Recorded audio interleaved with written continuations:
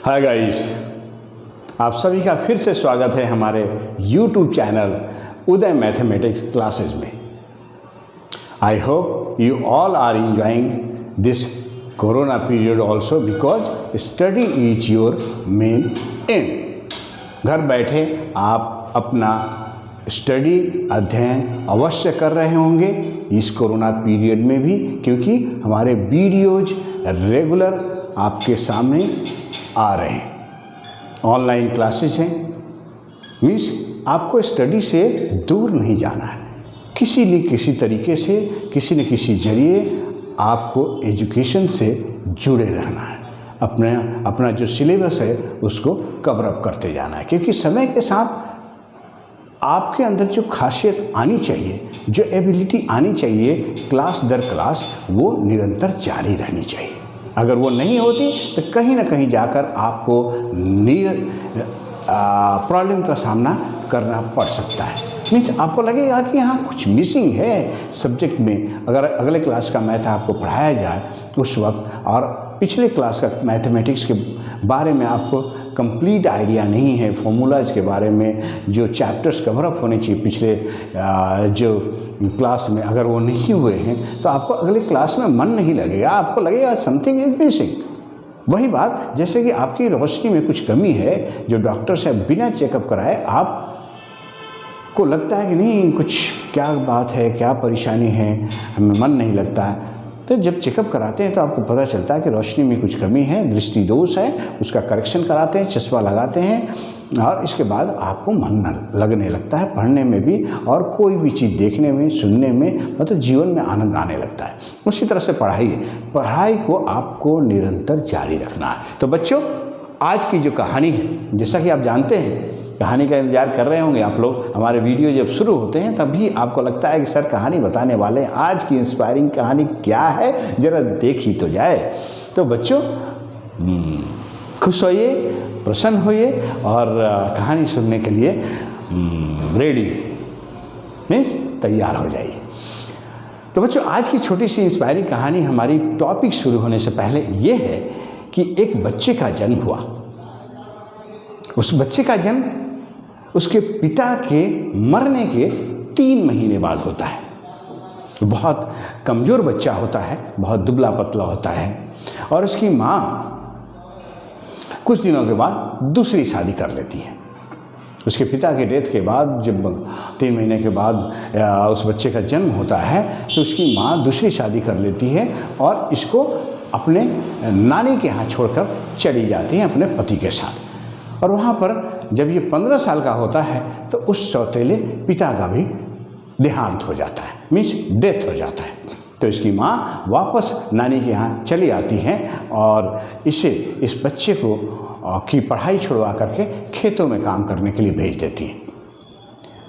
हालांकि इस बच्चे को खेत में काम करना पसंद नहीं है, तो उस समय एक अध्यापक ने उसकी बहुत मदद की। उसकी मदद से वो फिर से स्टडी से जुड़ गया, मीन्स क्लास करने लगा, स्कूल में फिर से दाखिला हुआ और अपना अध्ययन जारी रखा, स्टडी जारी रखा। और इस तरह से चुनौतियों का सामना करते करते वो जीवन में, मालूम है बच्चों, वो बड़ा इंसान, बड़ा आदमी कौन था? गेस कीजिए, किसकी जीवनी है ये? बिल्कुल सही, बड़ा होकर के वो बच्चा दुनिया का सुप्रसिद्ध वैज्ञानिक सर आइजैक न्यूटन बना। सर आइजैक न्यूटन, जिसने गुरुत्वाकर्षण के नियम को इन्वेंट किया। तो बच्चों, चुनौतियों का सामना करते जीवन में इंसान इतना बड़ा हो जाता है, उसकी सोच इतनी बड़ी हो जाती है, उसकी जो परिश्रम करने की जो एबिलिटी है, जो सोच और समझ की जो क्षमता है, अंडरस्टैंडिंग है, इतनी बड़ी हो जाती है कि वो बड़ा इंसान ही बन जाता है।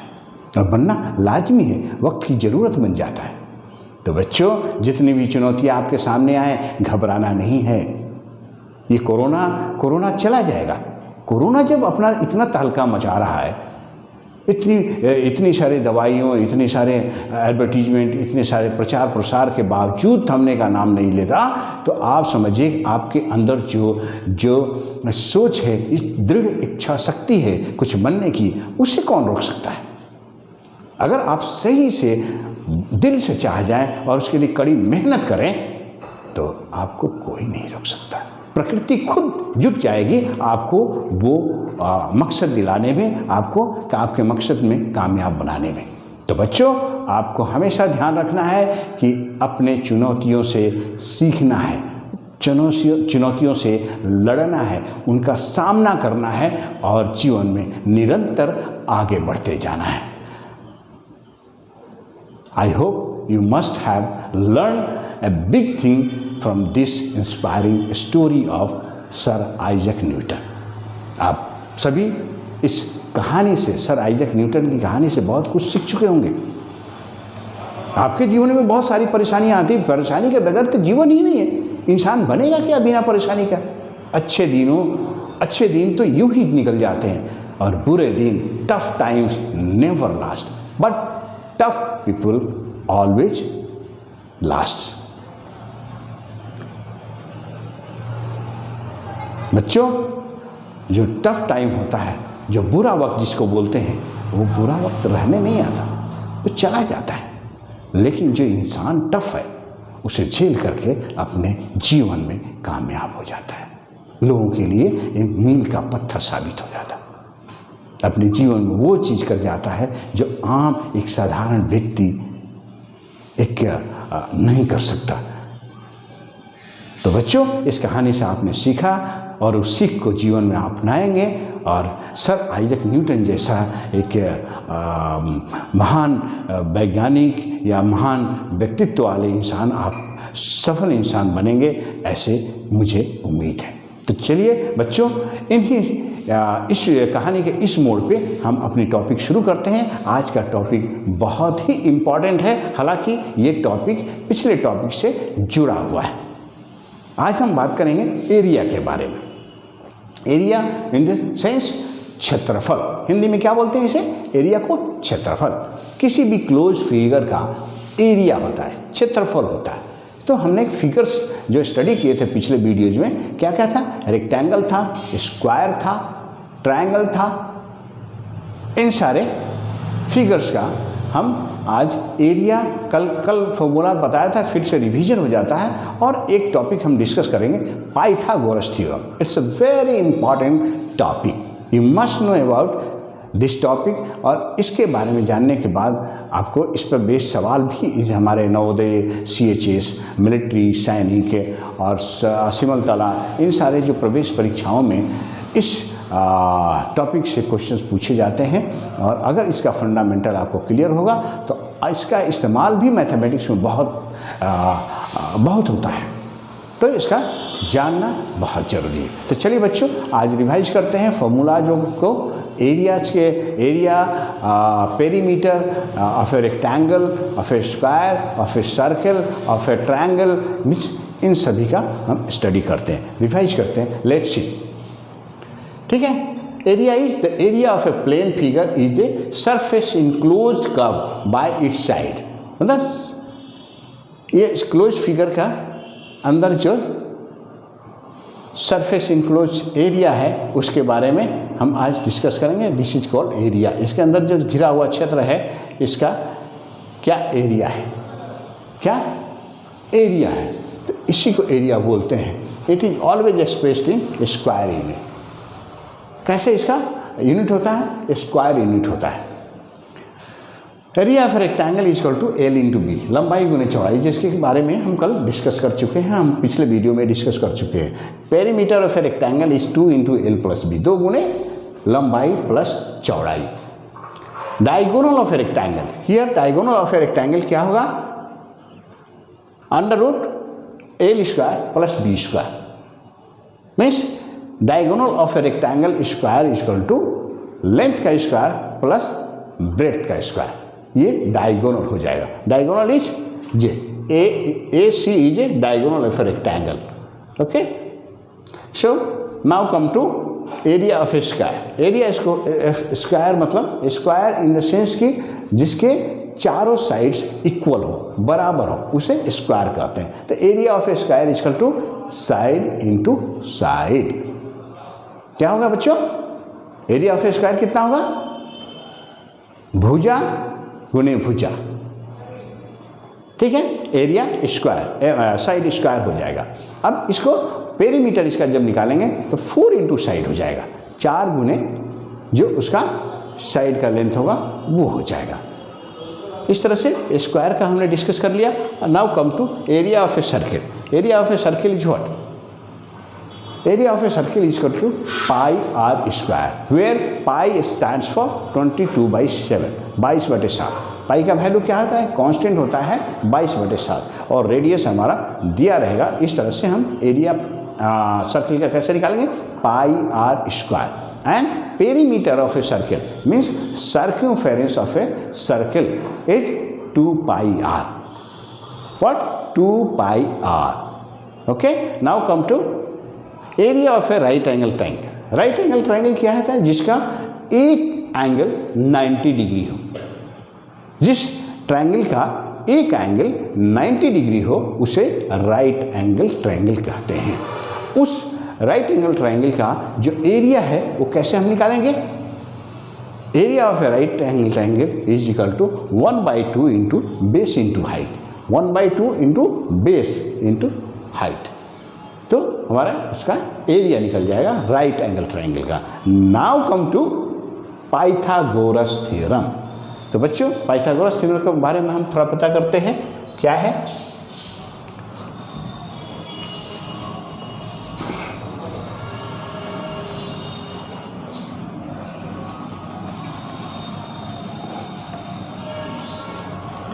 Pythagoras theorem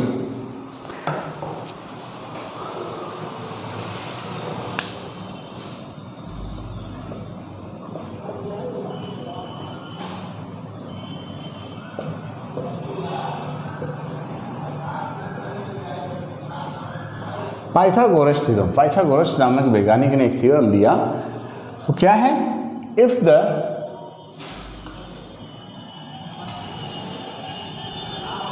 triangle is right angle triangle, तो ही लागू होगा। पाइथागोरस थ्योरम क्या है? अगर ट्रायंगल राइट एंगल ट्रायंगल है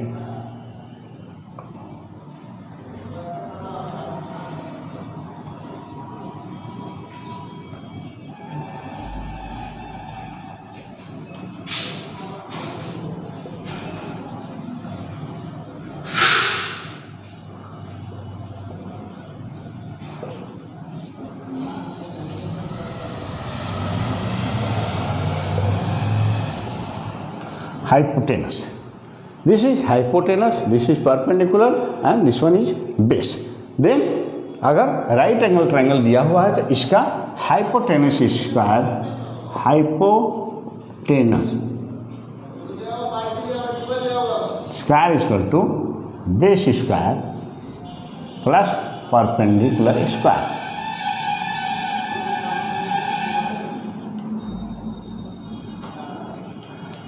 क्या होगा?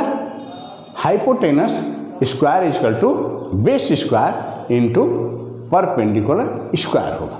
तो इस तरह से अगर राइट एंगल ट्रायंगल दिया हुआ है तो हम हाइपोटेनस फाइंड आउट कर सकते हैं। तो चलिए एक एग्जांपल लेते हैं। अगर suppose base is given, hypotenuse is given, hypotenuse is 5 और हमारा बेस दिया हुआ है 4, तो परपेंडिकुलर क्या होगा हम फाइंड आउट करते हैं। अगर 2 वेरिएबल हमको दिए हुए हैं, ठीक है, हाइपोटेनस का वैल्यू दिया हुआ है, बेस का वैल्यू दिया हुआ है, तो हमें परपेंडिकुलर का वैल्यू निकालना है, कितना होगा। तो फाइंड आउट करते हैं। Let's find out.